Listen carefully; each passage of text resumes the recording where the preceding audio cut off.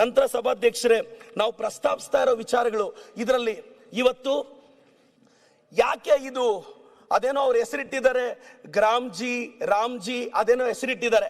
But ನಾನು ಓದ್ದೆ ಅವ್ರು ಯಾಕೆ ರಾಮ್ಜಿ ಅಂತ ಹೆಸರಿಟ್ರು ಅಂತ. ನನಗೆ ಅನಿಸಿದ್ದು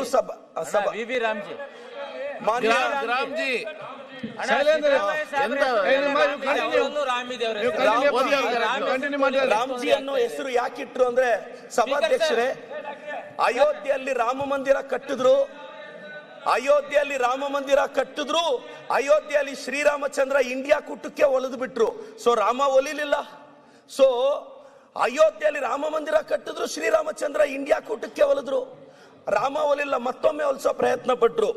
ನನ್ನ ಪ್ರಕಾರ ಅಯೋಧ್ಯೆಯಲ್ಲಿ ರಾಮನ ಮಂದಿರ ಕಟ್ಟೋದ ಅಷ್ಟೇ ಅಲ್ಲ ದೇಶ ಪ್ರೇಮ ಅಂದ್ರೆ. ಬಡವನ ಹೊಟ್ಟೆ ತುಂಬಿಸೋದು, ಹಸಿವು ನೀಗಿಸೋದು, ಬಡವನನ್ನ ಒಂದು ಸ್ವಾಭಿಮಾನಿಯಾಗಿ ಬದುಕಕ್ಕೆ ಪ್ರೇರೇಪಿಸೋದು. ಸಭಾಧ್ಯಕ್ಷರ, ಈ ಸಂದರ್ಭದಲ್ಲಿ ಹೇಳ್ತೀನಿ, ನನ್ನ ಪಾಲಿನ ಶ್ರೀರಾಮಚಂದ್ರ ನನ್ನ ಎಡಭಾಗದಲ್ಲಿರುವ ಎದೆಯಲ್ಲಿರುವವರು ನಿಮ್ಮ ಬಲಭಾಗದಲ್ಲಿ ಕೂತಿರೋ ಸಿದ್ದರಾಮಯ್ಯನವರು ನನ್ನ ಪಾಲಿನ ಶ್ರೀರಾಮಚಂದ್ರ ಅಂತ ಹೇಳಕ್ ಬಯಸ್ತೀನಿ ಸಭಾಧ್ಯಕ್ಷರೇ. ಯಾಕೆಂದ್ರೆ ಬಡವರ ಹೊಟ್ಟೆ ತುಂಬಿಸ್ತಿರೋ ರಾಮ ಸಿದ್ದರಾಮಯ್ಯ, ಅನ್ನರಾಮ ಅಂತ ಹೇಳಕ್ ಬಯಸ್ತೀನಿ. ಇವತ್ತು ಅನ್ನ ಭಾಗ್ಯ ಎಷ್ಟು ಬದುಕುಗಳಲ್ಲಿ, ಎಷ್ಟು ಮನೆಗಳಲ್ಲಿ ಸೆಕೆಂಡ್ ಲೈನ್ ಜೋಡಿಸಿದ್ದೀನಿ ಸಭಾಧ್ಯಕ್ಷರೇ.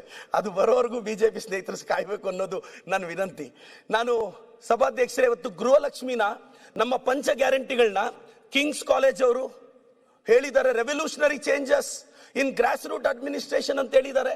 ಇವತ್ತು ದೊಡ್ಡ ದೊಡ್ಡ ಯೂನಿವರ್ಸಿಟಿಗಳು ನಮ್ಮ ಗ್ಯಾರಂಟಿನ ಇನ್ಸ್ಪಿರೇಷನ್ ಆಗಿ ತಗೊಂಡಿದೆ. ವೆಸ್ಟರ್ನ್ ಯೂನಿವರ್ಸಿಟಿಗೆ ಕರ್ನಾಟಕದ ಗ್ಯಾರಂಟಿಗಳ ಇನ್ಸ್ಪಿರೇಷನ್. ಇವತ್ತು ಗೃಹಲಕ್ಷ್ಮಿ, ಗೃಹ ಜ್ಯೋತಿ ಇಂಥ ಯೋಜನೆಗಳಿಂದ ನಾವು ಪ್ರತಿ ಮನೆಗೂ ರೀಚ್ ಆಗ್ತಿದೀವಿ. ಸಭಾಧ್ಯಕ್ಷರೇ, ಹೊಟ್ಟೆ ಹಸಿವು ತುಂಬಿಸೋದು ಈ ಜಗತ್ತಿನ ಶ್ರೇಷ್ಠ ಕಾರ್ಯ. ಹೊಟ್ಟೆ ಹಸಿವನ್ನು ತುಂಬಿಸೋದು ಶ್ರೇಷ್ಠ ಕಾರ್ಯ.